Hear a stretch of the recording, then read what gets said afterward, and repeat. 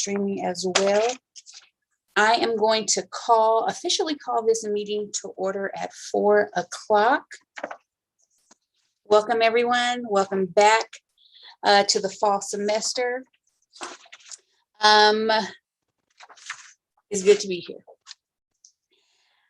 Right now, I'm going to go on to our land acknowledgement and ancestral recognition. Before we begin, we believe it's important to open our meeting by acknowledging the indigenous land that we share. The campus of Pasadena City College was built on the sacred and unceded land of the Tonga people. We honor the Tonga and all indigenous people, past, present, and future, and their continued survival and contributions to our society.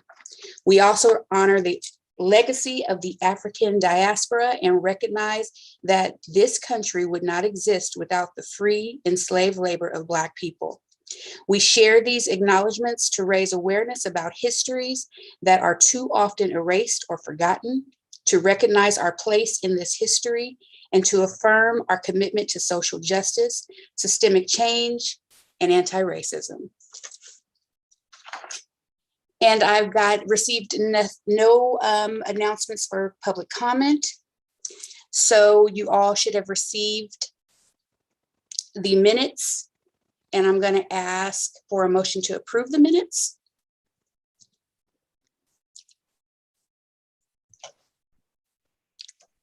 Anyone? Motion to approve the minutes. I think it was 5/18. Yes, 5/18. Motion. And that was Lindsay Reese? Yes, that was me. What, am I wrong? Ruiz? Is it the 17th? Ruiz. Yes. And Bevel, did you second? Yes, I did. Bevel Constantine, thank you. Okay, Talene, I see your hand up. Were you second? Okay, put it back down. Thank you. Okay, so I have a motion on the floor. Can we approve this by unanimous consent? Awesome. We are going to approve the minutes by unanimous consent. Yay. Okay.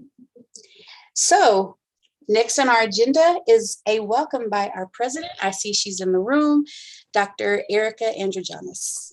Hello, everyone. I know you've all just had a retreat, right? You just had your retreat prior to this. So I hope that went as well as I'm sure it did. It's fun to get together at the beginning of the year and plan out what you all are going to focus on for the coming year. And just a great opportunity to say welcome back to everyone. Welcome back in a virtual way. To some people, welcome back face to face.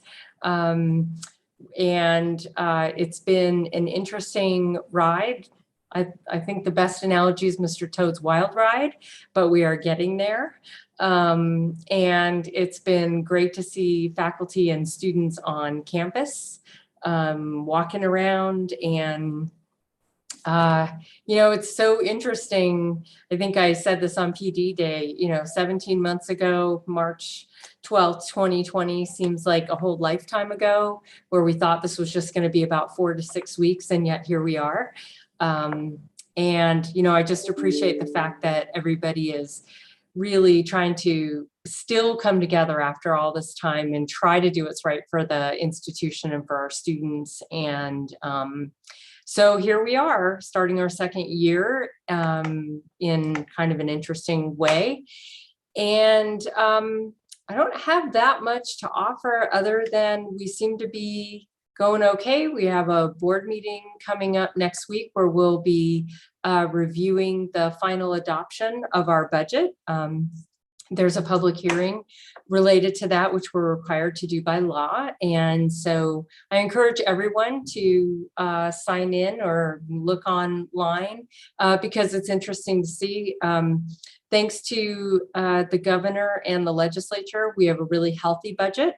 We have a healthy budget for ongoing things like new money there to support a basic needs coordinator. And that's based on the number of students we have. So we'll be able to hire someone to do that and also provide things for our students with that money, and it's ongoing, which is really encouraging. I'm one of the CEOs. Many of us have been advocating with the Chancellor's office that we really appreciate the money that they give us to get programs started, but it's really a drag when it's only one time, because then we get these great programs started and we don't have any way to pay for them. So we're really encouraged to get the basic needs money in an ongoing way. I also talked about it at Professional Development Day, but anybody who wasn't part of that day, just to let you know, we are in the process of investing the Mackenzie Scott money, the $30 million. And our expectation is that we will get to spend about $1.2 to $1.4 million a year as the proceeds from that investment. And starting in the spring, I'm calling it the Community Excellence Fund. Really what it's going to be is an opportunity to do seed money for new programs, expand successful programs, those kinds of things. It's not ongoing. And so there'll be kind of a little RFP process where folks can put in requests for funds to get a project going or expand or whatever the case may be. But the goal is really to focus those funds on how to build on the innovation that is here at PCC. And I want to say a word about that, because I got to tell you, this is my 4th district in California. I've also worked at private and other state institutions. And this college is unique in that you are so about innovation, and it's not just about innovation, but it's also about finishing the whole process and then institutionalizing it. So when I think about funding innovation and expansion ideas, there's such a long track record here at the college where people have great ideas, they get funded, we run with it, and it's successful for our students. And so I'm really excited about that. And let's see, other than that, we will talk more about this throughout the fall, but for those of you who have been involved in career technical education or strong workforce, that's the economic development side of the house of the Chancellor's office. And for many years, 22 or 23 years, the LA and Orange County regions were put together as a single region, and there was a single entity that controlled the region. We were successful in splitting that for the upcoming cycle, and actually Pasadena City College is going to be the fiscal agent. So we will be the fiscal agent for all the funds helping 19 colleges in LA County with economic and workforce development. And there are some really great initiatives that are going to help our students and just build upon what we're already doing: work-based learning, internships, and in doing more employer engagement. And as the fiscal agent, we're going to be overseeing probably about $42 million too, as we work with other colleges. So it's really awesome for our college, and it's really going to put us on the map as the center of where employers come to get folks they need, and where students at all of these colleges get appropriate training to get into these great high-paying jobs in some pretty interesting burgeoning fields. So it's really exciting. We're in the application process. Actually, the application's due tomorrow, so we're about to hit send. And then we go through an interview process, and if we're selected, it starts January 1st. So it's really exciting. And then I think Dr. Ramirez will talk about this either today or another day, but we are going to have to do some faculty hiring, both for right now for spring, and then spring for fall, because we have a lot of vacancies, and our faculty obligation number is going up. So that's a great news for everyone at the college, that we're going to do full-time faculty hiring. So with that, I guess if anybody has any questions, I just want to, again, welcome everyone back, and we are off and running. Oh, I see one hand up. I see a couple of hands up. Dr. Bernardo. Hi, welcome back to everybody. I just wanted to ask about the unrestricted money given to us by Mackenzie Scott. I understand that you said that the school has decided to invest it. I think that I might have emailed you and asked about setting up a healthcare options for adjunct faculty with that unrestricted money, because obviously it's different than the stuff that is earmarked for specific things. And so I just sort of wanted to bring that back to your attention, that we're still waiting and we keep sort of having this conversation or trying to have the conversation. It never really goes anywhere about healthcare options for adjunct faculty. So healthcare options for adjunct faculty happens at the bargaining table. So that's a faculty association conversation. And I believe we do have some conversations coming up about that. So I'm not in a position to have any conversation about it here because that is a negotiated item. So I can't talk about it here. And I see Lyman's hand up. Hi, yeah. I was, a couple of people asked me from my department about the fee building, you know, what's up, what's any timetables on the destruction, construction. On which building? I'm sorry. The building that we're tearing down, it's the V, right? Not the V. Oh, you mean the Serafian building? The W, yeah. Like, I don't think we're tearing down Sorry, V not the right V. now. Right. So it is actively being taken apart. It's about 60 days behind schedule, and that's because the remediation of asbestos took a little bit longer than was expected. And as is true across the region, the contractor and the subcontractors have had a hard time getting enough workers on site to work on it as quickly as possible. The company that's doing the job also experienced some technical difficulties when it came to that. I don't know if you saw the footage of the big machine or crane taking down the forum. It got here, you know, they brought it here on a flatbed, and then it had some problems and had to get fixed, so that delayed it. We're in the process, I think on the board agenda next week, I think we're identifying who we're selecting for the construction. So we're going to get that started. We are hopeful that the deconstruction will be done by towards the end of fall, and we can start really constructing in early spring. So it's in progress, but as with what happens a lot of times, we had unforeseen issues come up. But we're working on it. Just keep watching. If you notice big holes in the building, and so we're making progress. Those girders, it's all good. Well, yeah, it's all good. It's all good. Okay, I'm sorry. In the interest of time, we're going to just take these last two questions because we need to move on with the rest of the meeting. So, Bevel? Thank you, President Lopez. Hi, Dr. Jonas. Hello. Nice to see you again. You too. You know, one of the Senate goals that we had outlined last year was to increase our African-American student population.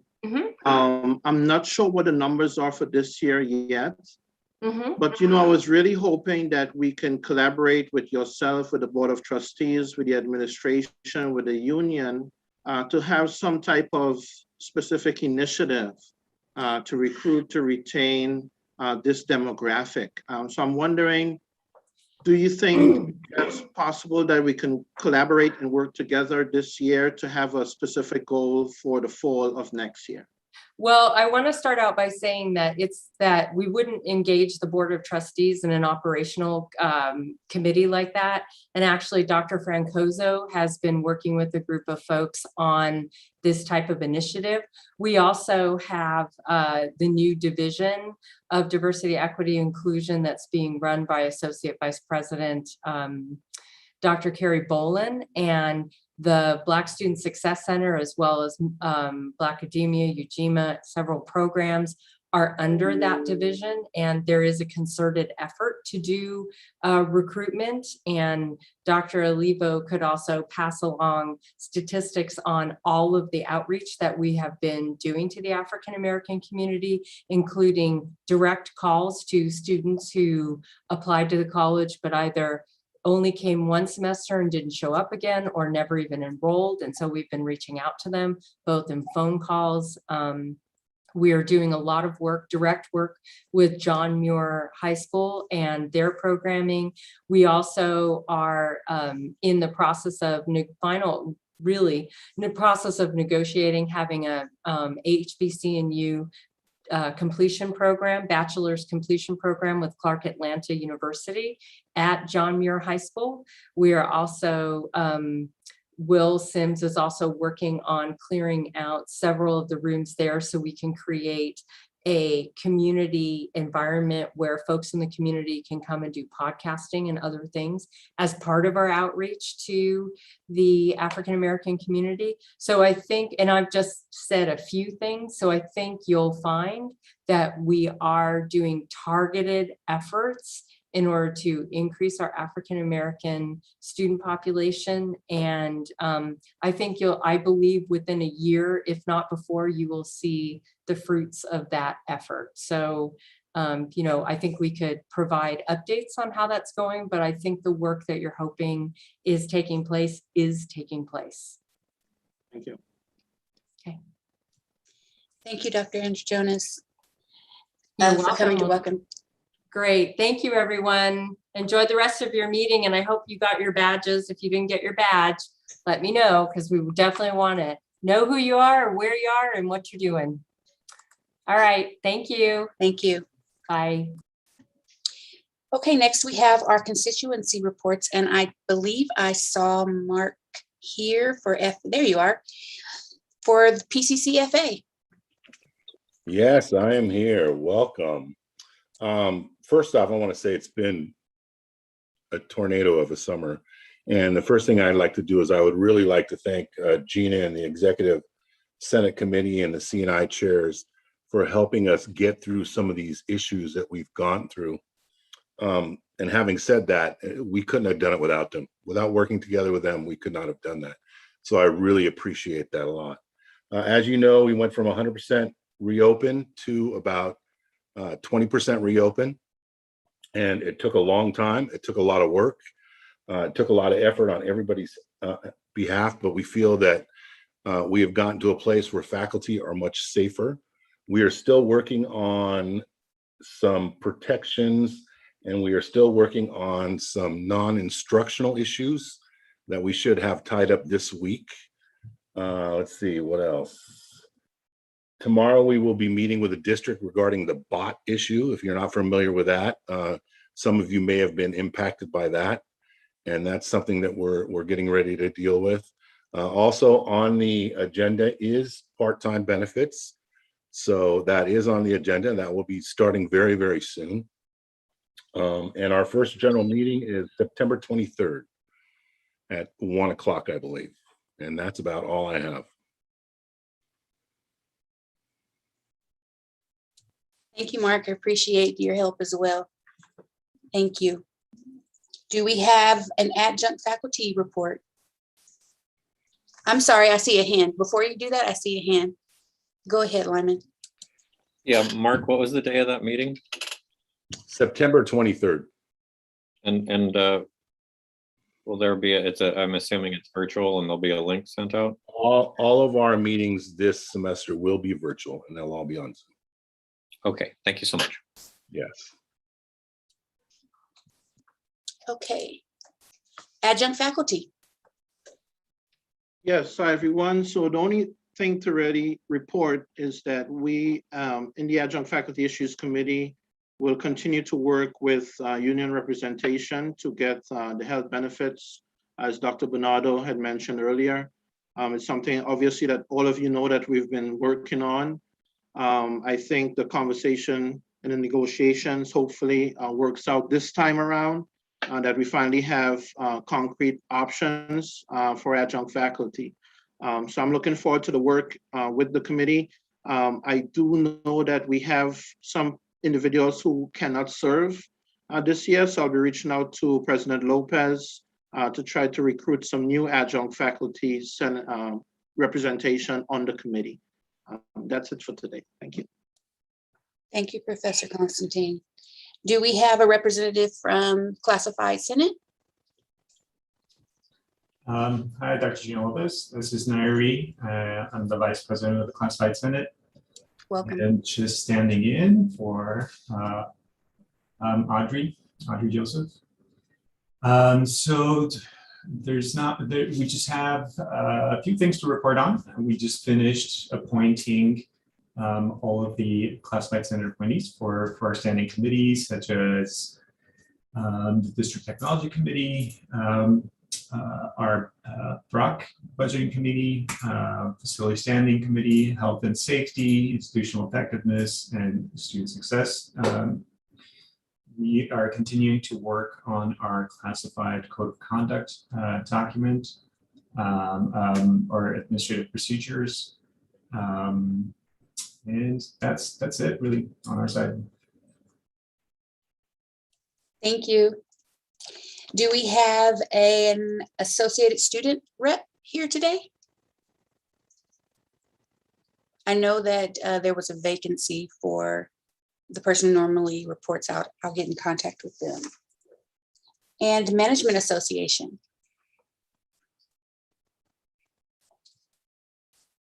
Okay. Well, moving on to our next item. I have a nice PowerPoint too, like Matt used to have. So let me pull that up. Give me just a sec. Wrong. Okay, yay, there we go. Okay, so it's time for our reports. I have the president's report, and I have to say it has been a whirlwind summer. There's been a lot going on, to say the least. We've had lots of summer activities. So first, I'll start with our hiring committees and appointments. We appointed 3 people to the Executive Director of Student Equity and Success Hiring Committee, and that was Dr. Gina Lopez, Armia Walker, and Dr. Anthony Francoso. We also appointed Miriam Altunji to the hiring committee for the Director of Financial Aid. For the Director of Enterprise Services, we appointed Jason Vasquez and James Aragon. And for the MESA Coordinator Committee, we appointed Joshua Hidalgo and Julius Duthoy. I don't know if I said that right. Okay. And I've been told to mention by our Vice President that in the summer, it's really hard to fill these committees. So we would appreciate it, those of you who are around in the summer, and even if you're not around in the summer, if you could make yourself available for these committees, it would really help. Most of these were director positions, and it would be good for our voice to be heard on these committees as faculty. Okay, and Professor Wentworth already said a lot of what I was going to say as far as our meetings. We met with the CNI chairs, and I need to give them a huge shout out. They really worked hard to come up with a recommendation so that faculty could remain safe at home with our temporary emergency Form Ds. We worked with FA on that as well, on the Form D situation, and negotiating further on behalf of counselors and non-instructional faculty. Still got our fingers crossed on that. And that's pretty much it for the president's report. It was a lot going on. It sounds like a little, but it was actually a lot. Next, we have our vice president. Hi, everyone. So my report is that with our college is changing out of the shared governance app and they're going into board docs. So I am meeting with the board docs reps to understand what that's really going to do, but it's probably going to change how we're signing up for committees. So as I get more information, I'll definitely give everyone the information as it comes up. So we will be adjusting our committee. Currently, I think the shared governance app is still alive, but there's 2 trainings for the board docs. And then I think by the end of the semester, the shared governance app will be going away. So so we'll be adjusting that, how we're going to convert to the board doc apps. Then the hiring, as Gina said, the hiring committees were difficult to fill. So I hope that we can have more involvement in hiring committees. And that's all of my report for now. Thank you, Veronica. And next we have our secretary's report from Armia Walker.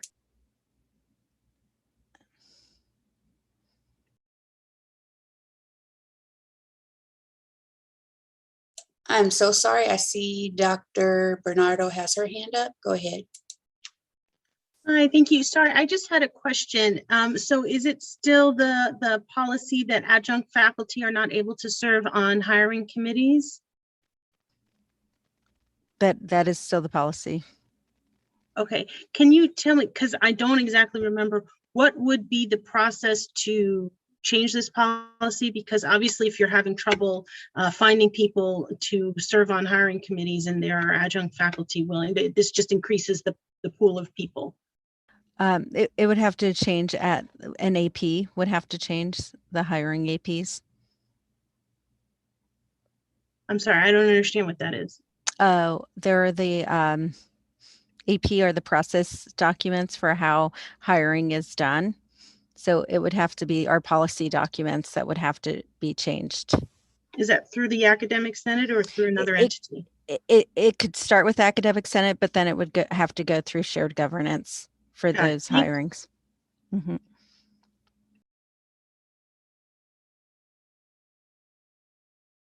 Now we'll have Armia Walker give her report.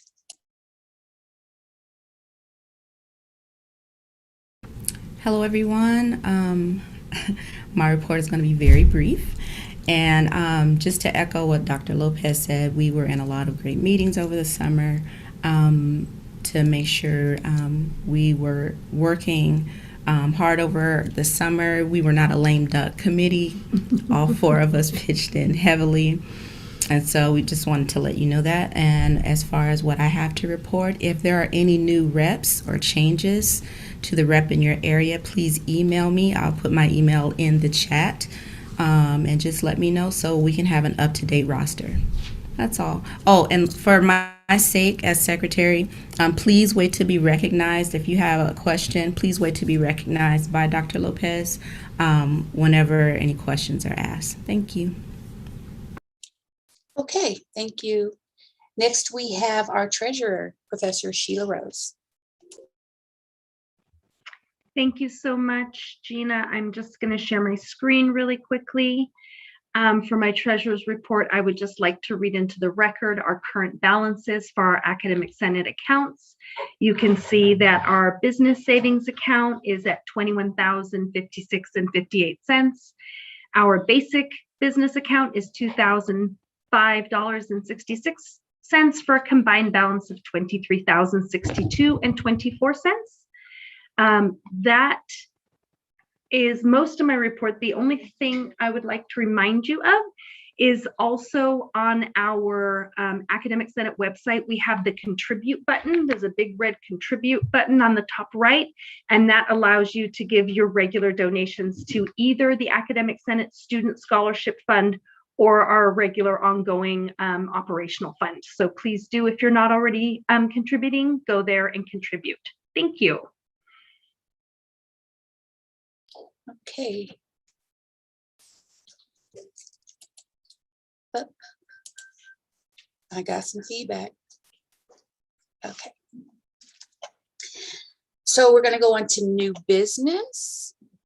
And let me share my screen again.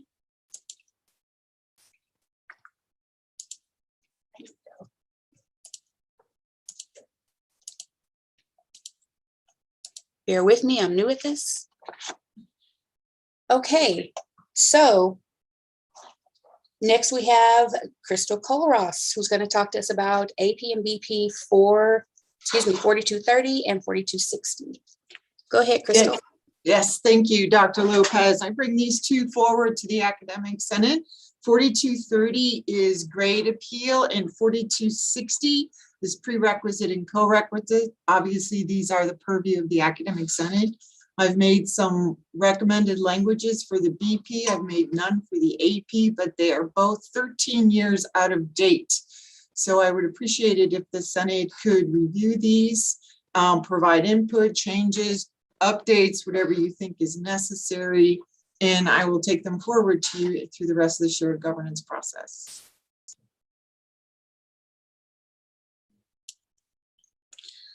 Okay, both of these, the AP and the BP for grade appeal and prerequisite, co-requisite recommendation prep is in your board packet. This is a first read. So our next meeting, we could have more discussion on that. Thank you, Crystal. Okay, next we have Dr. Kerry Bolin, who will discuss with us, BP 7100. Dr. Bolin? Yes.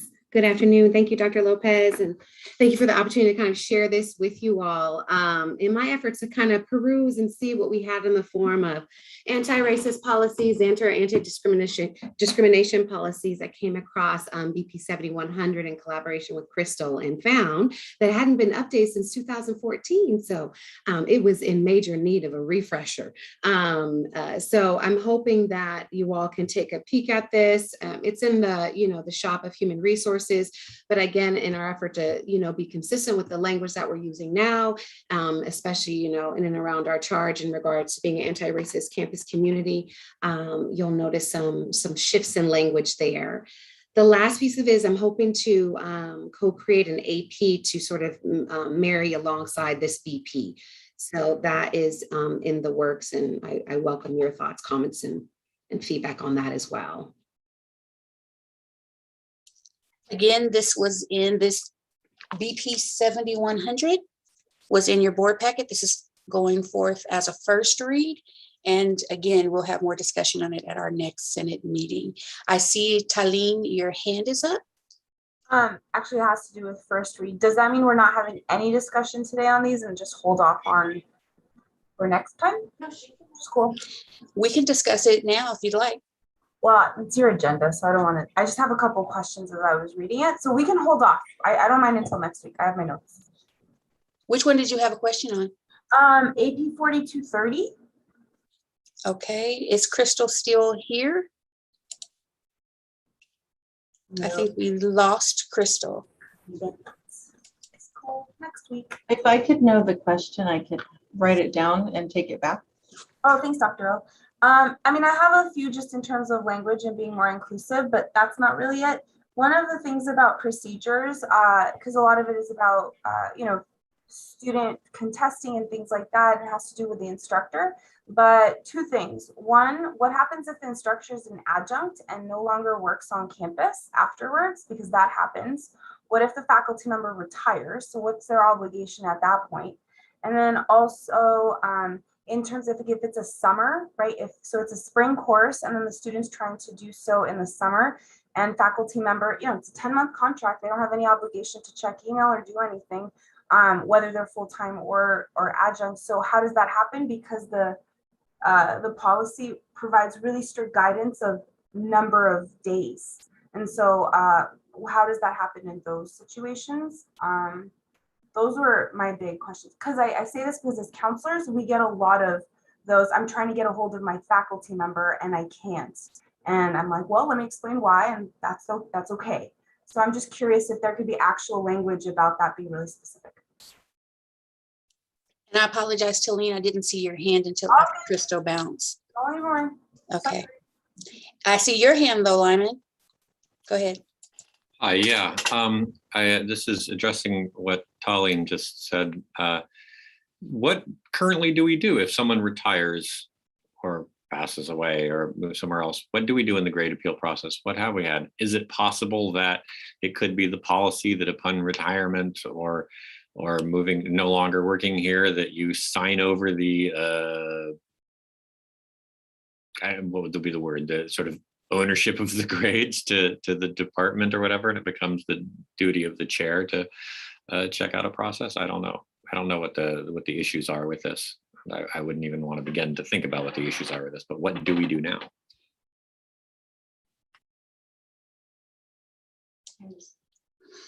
Okay, any other questions or concerns on these two BPs? Or before Dr. Kerry leaves, are there any questions on 7100? Okay, then we'll bring it back next meeting for our second read. Okay. Next, we have the approval of the Senate goals, and I'm going to hand it over to Professor Sheila Rose. Hello, everyone. Oops. You're good. You're good. Okay. Hello, everyone. So we have reviewed the Senate goals. I am wondering if you are comfortable approving them now, or if you would like me to take the comments that were suggested and incorporate those and then bring them back for our next meeting. Do we have any? Tallene, I see. Can you translate that? And then Ken, sorry, you should be calling on people, Gina. I see Ken Simon. I think there were a lot of interesting comments that were made scrolling through that sheet, and I think it would be great to take those into account before we vote on the goals. Thanks, Ken. Carmen Stevens, Dr. Stevens. I second what Kim just said. Okay, so it sounds like there is consensus that it would be more productive if we brought a new draft incorporating the excellent suggestions from our senators. So we'll have those at our next meeting. Thank you, everyone.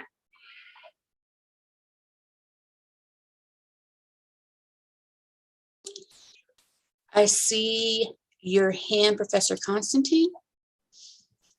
Yes, thank you. I just wanted to ask, because it came up in discussion that we had in the retreat. I was wondering what happens to, is there any analysis of the goals that we had set for last year?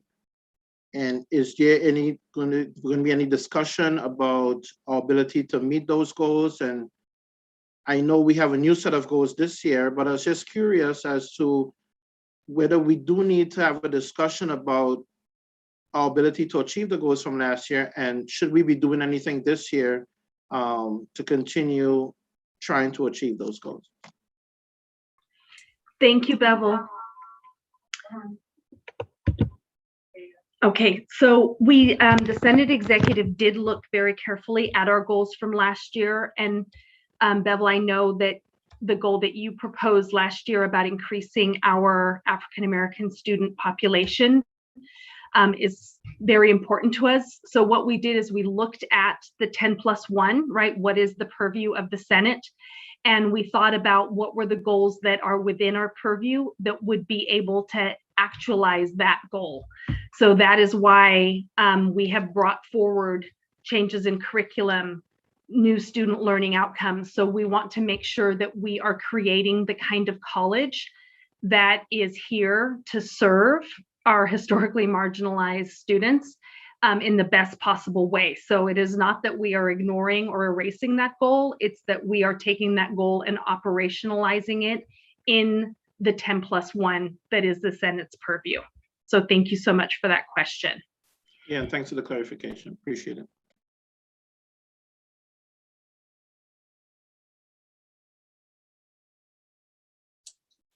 Okay.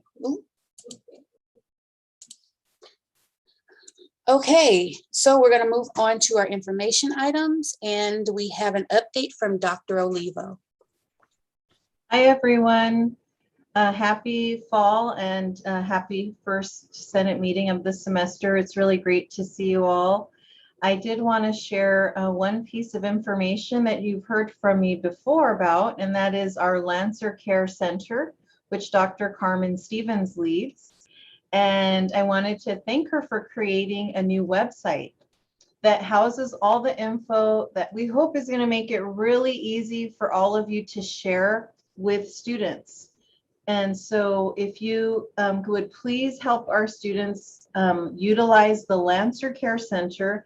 This is for students who are facing housing insecurity, food insecurity, as well as would benefit from meeting with a social worker, getting support navigating the social work resources that are available. And so I'll give Dr. Lopez the web address that she can hopefully pass along to all of you, and then you can utilize it with students and make sure they know that we're here to help them through these very challenging times. Because imagine our students were navigating challenges prior to the pandemic, but the pandemic has made it that much harder. So we really would appreciate it if you could please help our students plug in and utilize the Lancer Care Center. And we have more staff that's helping us with this effort. We have a new caseworker, and his name is Giovanni Paz. And then we also have a hourly therapist. Her name is Cheryl Chisholm. She's amazing. And so we have a housing navigator on staff, and Dr. Stevens can provide more detailed information, but I wanted to pass along this website so that you could share with students and encourage the faculty in your divisions to please share with students. And then I did want to acknowledge Constantine. Thank you so much for continuing to bring up our need to push and ensure that we are conducting outreach to our African American community. And I wanted to let you know that this morning, Emmanuel, who is the Associated Student Body President and currently the student trustee, he recommended that the district do more to recruit students from our local neighborhoods. And he said, you know, he lives right here. He's from the local neighborhood. And so I asked if one of the strategies we could utilize is to partner with new community-based organizations that have emerged over the pandemic. And he agreed that one of the organizations is called Hood Liberation in Pasadena. And Hood Liberation hosted an event called Dina Day. And so, you know, we talked about it at executive committee this morning. And so it planted a seed for us to think about the ways in which we could partner as a college to ensure that we're doing everything possible to reach our local students from our neighborhoods. Thank you. Thank you, Dr. Oliva. Are there any questions for her before she leaves? I don't know if you're leaving, but just in case. Okay, I see Dr. Francoso.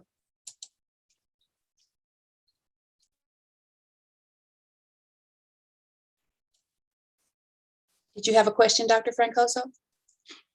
There. I can hear. I'm sorry, if you're there calling you on me, my connection is whack. Let's go with Constantine first. Sorry. Got it. Professor Constantine. Yeah, just briefly, I wanted to thank Dr. Oliva for the support over the years. I think it's clear that we can collaborate and create, you know, an initiative directed at the young folks in the community. And so I'm looking forward to working with you, with a student trustee, and building this initiative that we can continue to partner with local business owners and community members, and have it as something that's out in the community. So whether that's, you know, marketing materials, whether it's being at local events and so forth, I'm really enthusiastic about our ability to collaborate in the near future to work towards this goal. So I just appreciate the support. Thank you, Dr. Olivo. So next we have Dr. Kerry Bolin, who will talk to us about the new division of IEDJ. Dr. You got Kerry. it. Thank you so much. Good afternoon, Academic Senate, and thank you for the opportunity to engage with you in this space. I'm grateful for the invitation to share out a little bit about myself, the new division, and the ways in which we are hoping to collaborate with the Senate during this academic year. For those of you who are just being introduced to me, I am a mother of three. I start off with that purposefully.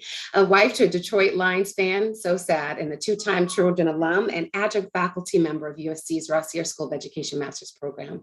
I've been with the institution since mid-November and have really had the pleasure of serving in the inaugural role of Chief Diversity, Equity, and Inclusion Officer as a thought leader first, right, in the work of advancing equity and justice, as well as an inclusion strategist in hopes of sort of shifting the organizational response to issues around diversity, inclusion, discrimination, and harassment. And as the work has expanded, so has my role. I now serve as the Associate Vice President and have the privilege of overseeing PCC's newest division, the Division of Institutional Equity, Diversity, and Justice.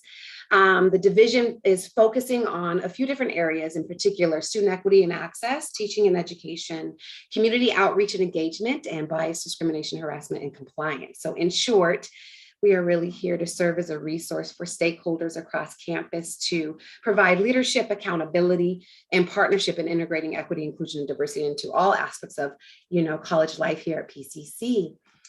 Within the division, we support 5 empowerment programs to include Black STEM at PCC, Black Academia, Ujima, Ascend, Amend, and Puente. Overseen by our incoming Executive Director for Student Equity and Success. We are working on that at the hire now. We will be prioritizing sort of bridging the opportunity gap as well as the presence amongst our Black African American students and assessing sort of that direct evidence of impact of those programs as well as Puente as we aim to sort of scale out these pathways out and scale them up. We are also home to Title IX compliance and education, as well as the diversity initiative coordinators whose original roles were created to provide some campus-wide programming at PCC, but we've kind of reimagined what that looks like and sort of expanded their reach to include support of our ethnic studies course and course design, as well as future faculty learning communities around culturally responsive pedagogy. So we are excited about the work that we're able to support and create as part of PCC's vision to become an anti-racist, trauma-informed campus community. With that, I want to highlight and encourage faculty involvement in a few projects and initiatives we have on way. One includes the President's Leadership Council on Equity, Diversity, and Justice. We will convene at the end of next month to serve as a recommending body that provides direction, support, and oversight for the college's work to become more diverse, more equitable, more inclusive, and anti-racist through policies, practices, and program reform. If you haven't already responded to the email that was pushed out from instruction earlier this month, please do, or get in touch with your dean, as we have set aside space for each academic department to be represented. That is the vision.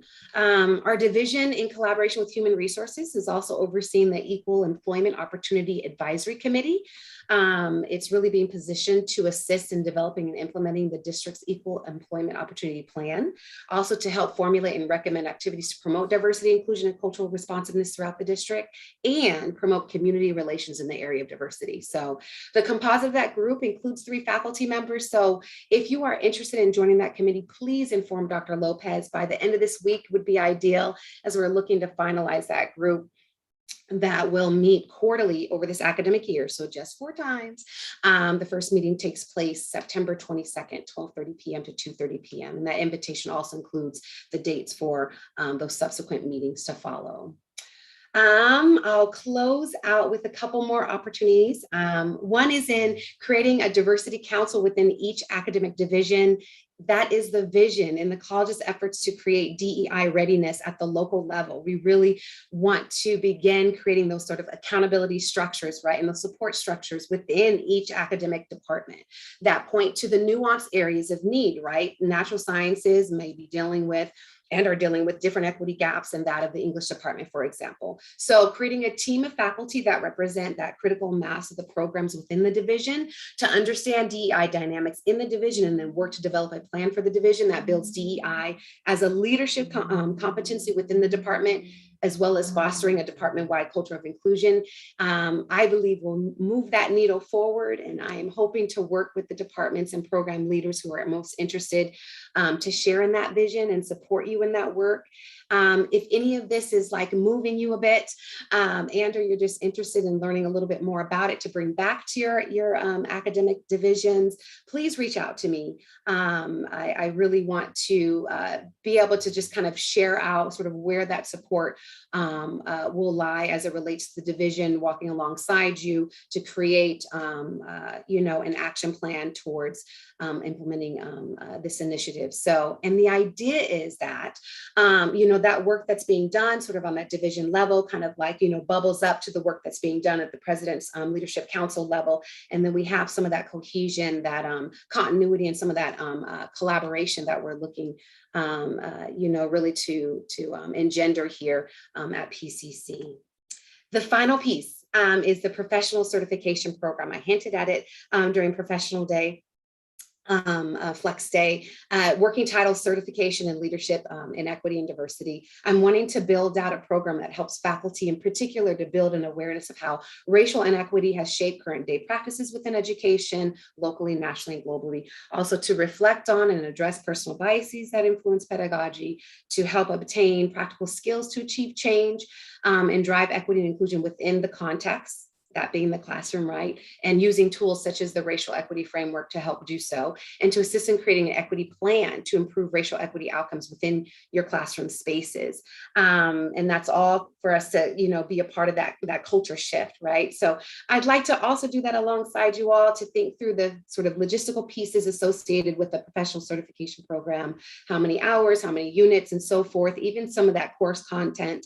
I've obtained kind of a partnership with a content expert from the USC Race and Equity Center that's really looking to be a thought leader, in this process as we kind of build it out. But it's you all that I hope to, to be the architects by which this program comes to fruition. So I am sort of putting that plug out there. If you have an interest in working towards a certification program in leadership and equity and diversity, I would greatly appreciate your partnership. So Dr. Lopez, I don't know if you would recommend that they inform you of their interest to participate in a planning group discussion, or if they should contact me directly. I'll leave that up to you.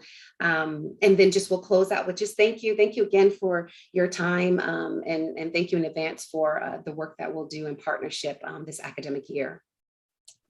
Thank you, Dr. Bolin, and I think that they should reach out to you directly. Perfect. I see your hand, Lyman. Go ahead. Yeah, I'm sorry. Could you tell me what DEI stands for? That was going by so fast, and I'm a slow writer. No, not at all. Please don't apologize. Great question. Diversity, equity, and inclusion. Inclusion, I figured the D and the E, but the I is the one that got me. Thanks so much. My pleasure. Dr. Bolin, can you also mention one more time what the President's Committee was? Yes, President's Leadership Council on Equity, Diversity, and Justice. Thank you for that. Are there any other questions for Dr. Bolin before she leaves? Okay, thank you again, Dr. Bolin. Thank you. Next, we're going to have Lindsay Ruiz talk to us about anti-racist policy. Hi, everyone. Lindsay. Thank you. Hi, everyone. You may remember that last semester, we in the Senate adopted our anti-racist resolution, which I think somebody asked, didn't we do that last semester? So that's what we did last semester. That has been a potent first step in addressing racism at PCC and toward achieving the college's overall mission, vision, and values. Now then is the time to institutionalize this important work by turning that resolution into a policy if we are to close equity gaps for students and truly realize our mission, which claims an equity-minded learning community. PCC's vision statement includes affirmation of students and their experiences, plus conditions for empowerment and civic engagement. Our values also contain a commitment to anti-racism and social justice, culturally responsive teaching, student-first decision-making, centering the identities and lived experiences of our campus community, and reimagining education through transformational problem solving. Therefore, I'd like to request Senate approval to start the work of writing this anti-racism policy. It must proceed through the shared governance process, and so it is vital that we begin crafting it now. Thank you.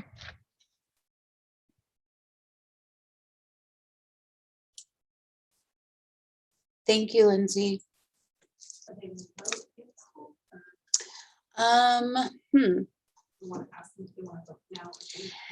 Would you like to, I'm going to ask the Senate, would you like to vote on the anti-racist, starting the anti-racist policy now, or do you want to take it back to your divisions and then at our next meeting, we can put it on the agenda for a vote? Yes, Professor Francoso. Can we vote on it now, by any chance? If we have a motion, I see Ken Simon's hand. Go ahead, Ken. Sure. I'd like to make a motion to vote on creating an anti-racist policy group. Policy, got it. Do I have a second? A second. Okay, so that was Ken. I second. That was Ken Simon, who, for the record, that was Ken Simon who made the motion, and that was Dr. Bernardo who gave it a second. Okay. I'm sorry, give me just a moment. Okay, there's a motion on the floor. Is there any discussion? I see your hand, Professor Francoso. Oh no, I'm sorry, it wasn't in my hand. I was clapping. You're clapping, okay. Yeah. Thank Sorry you. about that. Is there any discussion on this motion, the motion on the floor? Yes, Lyman. So if we're voting to start a policy, I mean, that's obviously going to take a while to work out. And so if we are going to do this, could I just ask that we, maybe the first thing that we do would be to develop some, a phrase I hate, but we'll use anyway, talking points that we can bring to our division as to what it is that we're going to be doing. I think that's a great idea. Thank you. Okay. There is a motion on the floor. Let me see that I get this right. Okay. I'm sorry, I'm going through my notes. If there are no objections to approving the motion by unanimous consent, then the motion will be approved by unanimous consent and we can work on the anti-racist policy. Thank you. Awesome, thank you. Okay, next we have Armia Walker, who is going to talk about our Social Justice Committee. Sorry, Armia. Okay. Go ahead. Okay. Hello, everyone. Can everyone hear me? Awesome. Okay, so I just want to share really quick about our Social Justice Committee that we would like to start. It's a brand new committee. I'm going to share my screen really quick. Give me 1 second. This will be a brief overview. And obviously, we have not met as a committee yet, so this isn't, this is not set in stone yet. So our hope is to just give you a brief overview of what social justice is, in case you were wondering. It's a vision in which everyone has resources, not equal per se, but equitable, right? And our hope is to serve as accountability leaders to help ensure the needs of students, faculty, and staff that they are acknowledged, and also to make sure all stories are told and represented in curriculum. Our committee focus areas, again, these will be worked on as a committee, would be access, equity, diversity, participation, and human rights. And raise your hand if I'm going too fast. I got 5 minutes. So when we're talking about access, we just want to make sure people have, the basic things that they need to be successful in society. And these can be different based on your placement in society. And our hope, I know we can't necessarily level the playing field, but we can control what happens on our campus. Next, equity. Again, equity, as we've learned over the years, thanks to our great campus teaching us about equity versus equality. We know that these are not always necessarily equal, but we want to make sure everyone has the opportunity to different resources. And we will specifically focus on the needs of individuals within those communities. Diversity, a term that gets thrown around a lot, but this version of diversity, we want to make sure that everyone's needs are acknowledged. We also want to embrace various cultural differences as we expand opportunities and access. Okay, next. And I want to go back to diversity just for a second. Sorry. Oops, never mind. It won't let me. Oh, so when we talk about diversity, we mean more than just race, just to be clear, because I know there was a question earlier. Okay, and participation, we want to make sure that everyone has a say in policies that are being made. A lot of times, well-meaning administrators, they may forget to include those voices at the table, and we as a committee will make sure that various voices are heard at these different tables. And at the core is human rights, obviously. We want to keep an eye out and make sure we're not just focused on race, but also socioeconomic status and just basic human rights of our student, staff, and faculty. And also, in the end, we want to do this work together, right? We don't want to just talk at the campus. We want to show a united front as Academic Senate. And this will be kind of hard, and it may seem divisive at times because there are different ideas about equality and fairness, but hopefully as we work together, we can balance those ideas on campus. And that is what I have so far. We will meet as a committee to make sure all of that is researched heavily, talked about, seeing what the needs are on campus. As a committee, we will do this work. This is group work for sure, and we want to hold the campus accountable and make sure social justice is being held out in our campus. That's it. Any questions?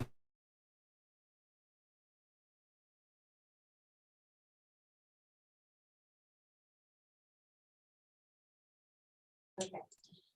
Thank you. Okay. Thank you. Okay, are there, so with no questions for Professor Walker, we're going to move on. I don't see anything in the chat. We're going to move on to item J, which is consent items, and we're going to start with Social Justice Standing Committee. Do I have a motion to create the Social Justice Standing Committee? Motion to create the Social Justice Standing Committee. Thank you, Professor Lindsay Ruiz. Do I have a second? I'll second. Second, Professor Bevel Constantine. Is there any discussion?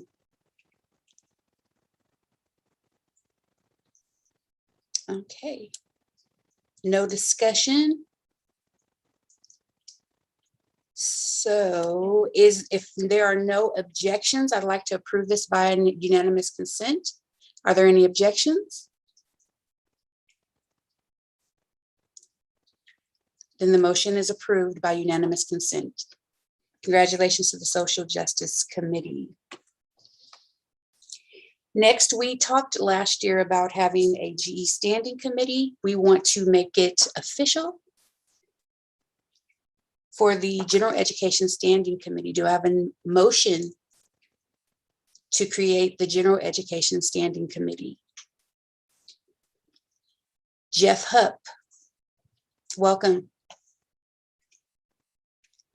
Jeff, were you making a motion? Yes, I was. Thank you. Sorry. So I would like to motion to create the General Education Standing Committee. Thank you. Do we have a second? I second. Thank you, Dr. Stevens.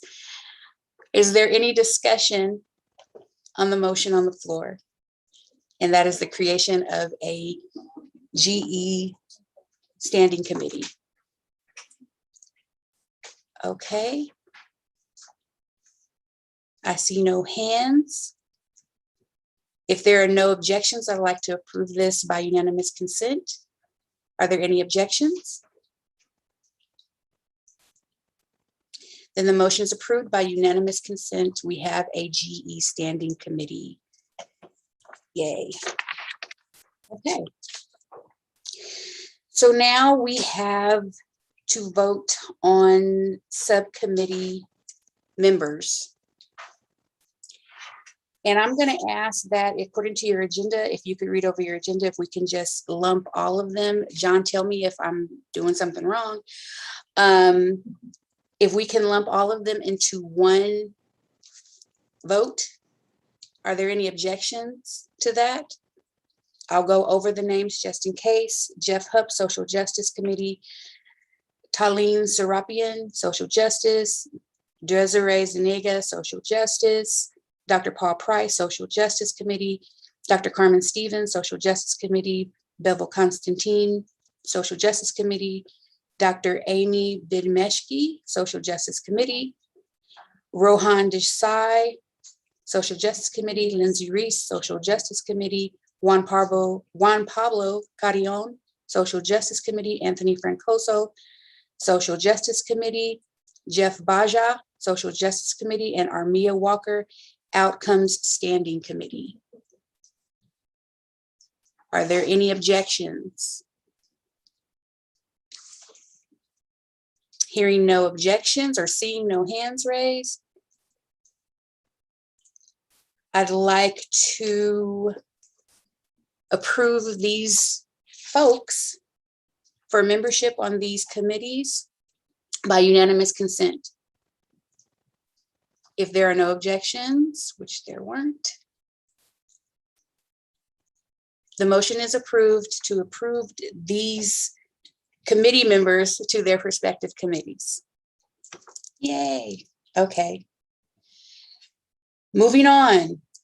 Item number 3, shared governance committees. There are no appointments there, but I'm going to ask our vice president to take over for the hiring committees. Okay, hi everyone. So we're going to try to do some voting for hiring committee representatives through Survey Monkeys that I've generated. So I ask that everyone who is a senator vote, and everyone who is not, please restrain yourselves from voting. So the first one that you should have gotten an email with the write-ups that I had received. And so the first one we're doing is for the hiring of an alternate media specialist. And we only are being asked for one representative from Senate. So in the chat, I just put in the SurveyMonkey link that should allow you to vote. And we're ranking with the lowest number being your top choice, and then the highest number being lower choices. So the person with the lowest number would then be who represents the Senate on that hiring committee.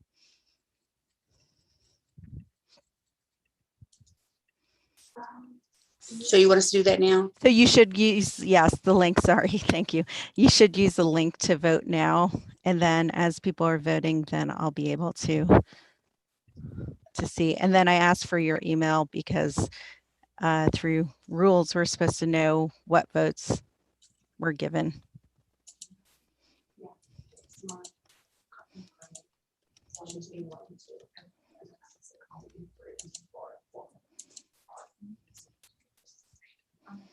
Yes, of course. Good.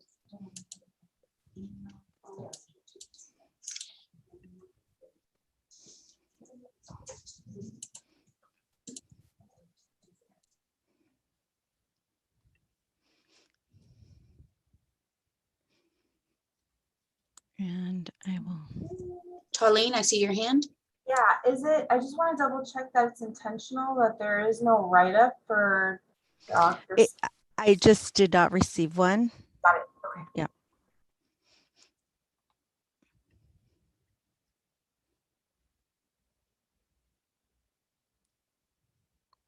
And I will,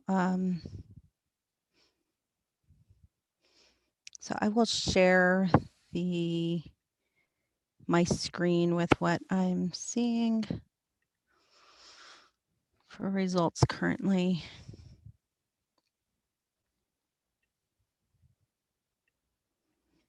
And I will refresh.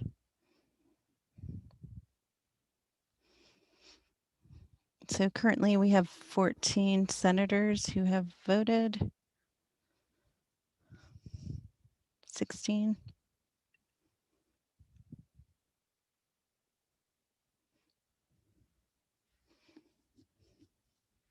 Okay, so if you can, I'll give you one more minute to vote.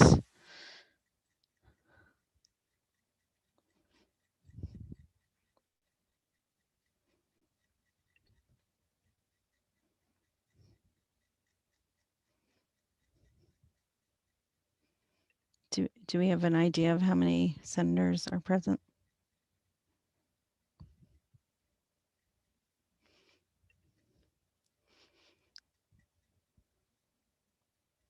So looks like 19. Oh, okay. So I was hoping not to have a tie. We have a tie. I think. Let me see. I think that 20th just untied it. Oh, you're right. So Colleen Nano, thank you, seems to have gotten the lowest score. So she will represent us on this hiring committee. So we're going to do the same thing for our, yes. I'm sorry, I think if you were, according to the survey, if you were number 1, that was the highest. So That's right. So that's 1.95 was her score? No. Lowest score because the lowest score is right. The lowest score. Right. Can you share your screen again? I'm sorry. I'm also a little confused here. Yeah.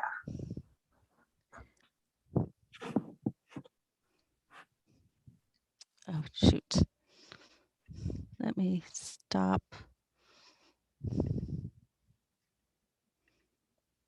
Okay.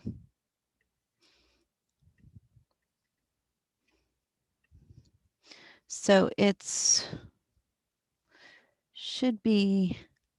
score should be related to the numbers that they got. So I guess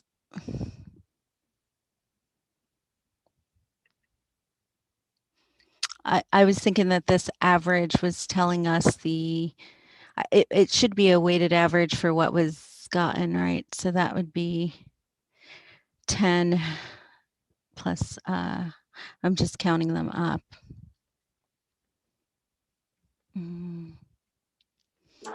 I have a question, Veronica. Yes. So just for clarification, the people who get the lowest scores are the winners because they got the most ones, correct? Right. Okay. So if people got 4s, then they got the highest numbers and they are not representing us, correct? Right. Okay. And I see your So I was just going by, I think it was a weighted average that they must have done on this side. But so in terms of lowest scores, then Mark Scotta got 10 1s and then 8 2s and then 4 3s and 0 4s. And then Carmen got 9 1s, 5 2s, 1 3, and 7 4s. So Mark Scotta had the highest number of 1s. Yes. So thank you for the correction. I was thinking that end was adding it up, but it wasn't. So I apologize for that. So Mark Scotta got the lowest scores because he had the most number ones. So then our 2 reps would be Mark. Only one rep for that. Only 1 rep. Only Got it. one rep. But Okay. for our next one, so we have one more to go, guys. So this one, I was unable to actually put all of the write-ups within the SurveyMonkey. So these were sent to you through, they were sent to you this right before our meeting. And this is for the Director of Student Services at the Community Education Center. And so if you use the link that I have just sent, you should see hiring of Director, Student Services, Community Education Center, and you're going to do the ranking in the same way. In this case, we have 3 representatives that we're trying to get. So, and you were, as I said, sent the write-ups in a separate email.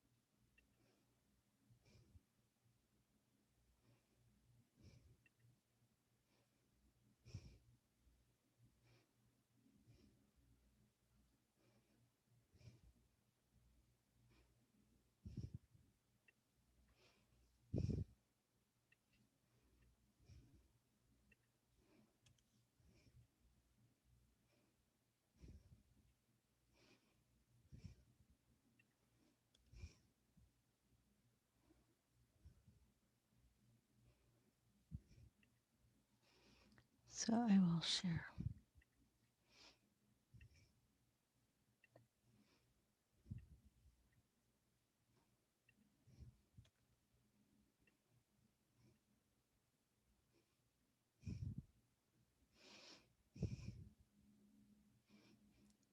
So currently we have 8 that have answered.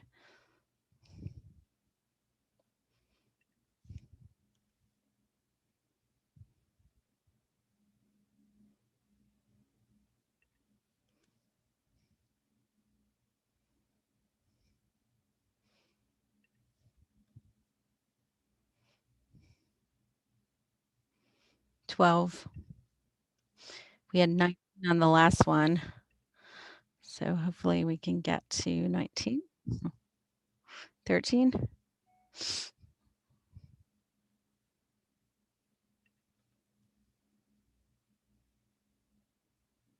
15. 16.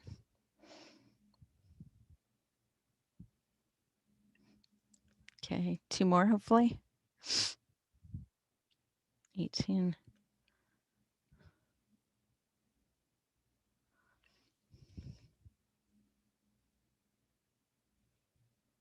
Okay, I'll reload one more time just to make sure.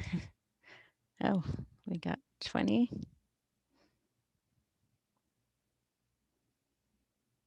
Okay, so it should be senators voting only. Okay, so we have 21 votes. And so again, it will be the highest in terms of the ones.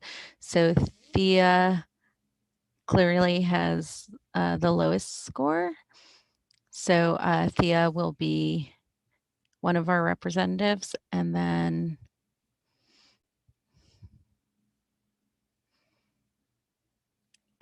looks like Caroline Corey.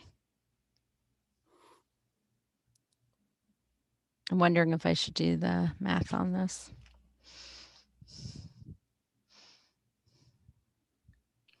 So the score on the right is a inverted lowest value. So it's really the highest on that. So the Thea Okay. with 2.67. Yeah. Okay. Thank you, Lyman. So Thea, and then it's three of them. So it seems like it's Thea, Caroline, and Liliana. Carolyn and Liliana that are our three representatives then. I see that we have our hand raised. Oh, it's once this is done, I just have a suggestion afterwards, but we can end this part. Sorry.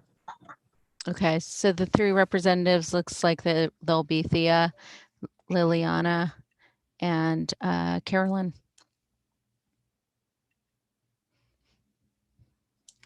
Okay, there we have it. And Talene, you had a comment? Yeah, I like the idea that we're doing voting like this. I think it's a great idea. I just wonder if after a while, especially when our brains are really full as we move through Senate, if the whole numbering thing was just a little confusing. I'm not gonna lie, like maybe my brain doesn't work that way, but there was confusion. Perhaps if we standardize it, it's fine, but I do wonder if there just might be a better way to do it, especially as we go along and start, things will get a lot more challenging during Senate when we start discussing more. So just a thought to revise it, and I'm more than welcome to. Do you think it would have been better at the beginning of the agenda? I think that's maybe it, but also the whole idea of like lowest versus not, I don't know. And, you know, we did it 2 times, so it definitely helped, but also giving more time to read everything would have been helpful. So I would ask for definitely more time next time. So if we're going to do it in the beginning of the agenda, it would be great. Thanks. Thank you, Talene. And I see your hand, Ken. Oh, I was about to lower my hand because it was essentially the same comment that we needed to have those statements further in advance, so we had more time to read them over. Okay, thank you. Anthony. Yeah, can we see the results for the first survey? Just in case, because when we looked at this one, Dr. Alvarado had the highest score at the end, and that's the one that moved on. But with the first one, we only looked at the number of ones that was received and not the number of twos that were received. So there might have been more twos received for the second candidate that might have made the numbers different. I'm just curious if it's possible to see the first one.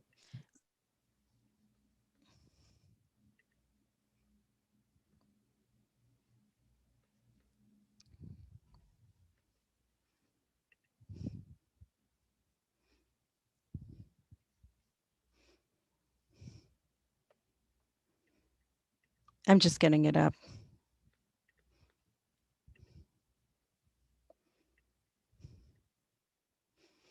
So if you see Mark got, it was an extremely high number of 10s or number of ones, much higher than the others.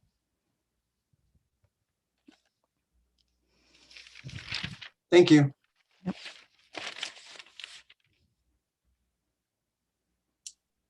Okay, if there are no more questions or comments for Veronica, we're going to move on through our agenda. No more questions. I see no hands. So the next item is item number K, unfinished business, which we have none. This is our first meeting. And we'll move on to item L, proposed future agenda items.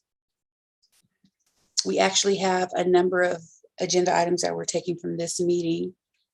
Are there any other suggestions? Seeing no hands, are there any announcements? Veronica, can you stop sharing, please? Thank you. Thank you.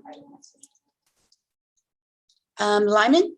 Sorry about that. That's okay. Yeah, I just want to announce that teaching in person rocks, and I'm really happy to be back in the classroom. Thank you for that. Thank you for that. Any other announcements? Well, I want to, oh, go ahead, Dr. Stevens.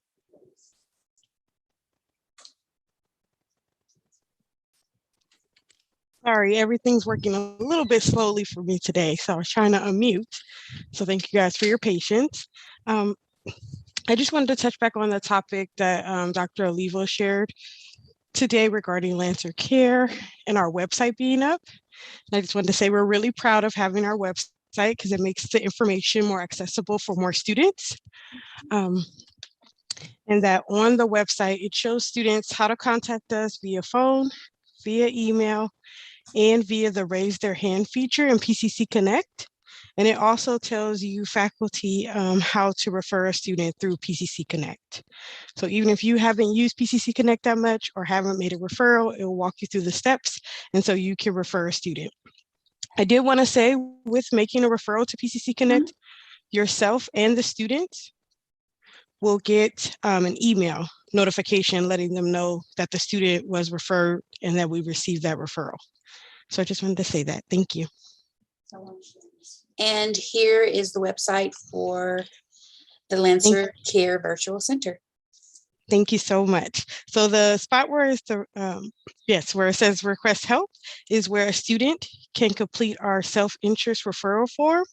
And this is just letting us know a little bit about themselves and what are the main needs that they have. And then the second option is the raise your hand feature for PCC Connect. And every PCC student has access to that. And then if we go back to the top, please. And then the refer a student is the option for us as faculty, as well as staff and administrators can all refer a student through PCC Connect. And it just gives us the steps, as well as letting us know how to refer a student if we're having discipline issues separate from Lancer Care. So thank you so much. And thank you for sharing the screen. Thank you, Dr. Stevens. And I see Dr. Altunji, Dr. Friend. Thank you. So I just want to have you guys keep an eye out for an email about tutoring. It's getting up and running, and just keep an eye out for an announcement from the success centers about how students can access tutoring. But I also want to do a big reminder, the deadline for students who are taking classes in person is coming up for them to have their certifications of vaccination. So if you're teaching in person, please encourage your students to get their vaccination proof in, or they'll be dropped from their classes. So we need to help them along with that. If they need any support, they received an email today with some supports. When in doubt, just reach out to us and we'll be happy to figure out how to help your students out. Thank you, Dr. Friend. And Sheila Rose.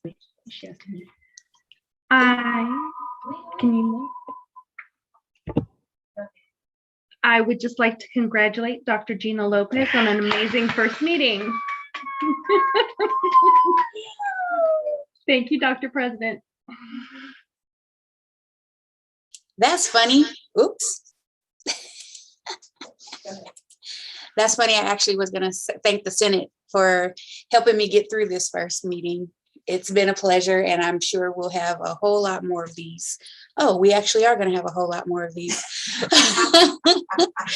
But again, thank you. And do I just adjourn the meeting, or do I need to get can somebody make a motion to adjourn? I move it. Thank you, Lyman. Thank you, Lyman. Do I have a second?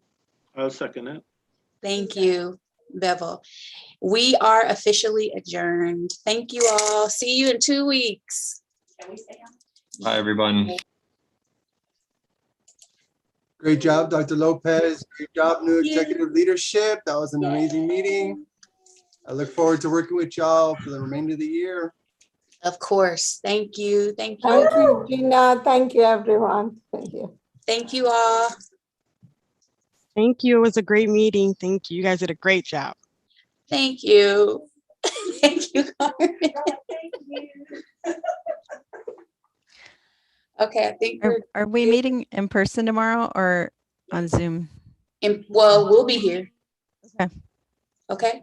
Oh, you're on campus too. Yes. Yeah, I'm on campus. Yeah. Yes, absolutely. Yeah, And that's so- I had written because I didn't know if we were. Yeah, that's fine. Okay. Thank you, Veronica. Okay, thanks. Bye.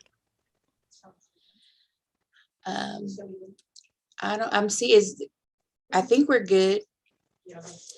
Hey, Constantine.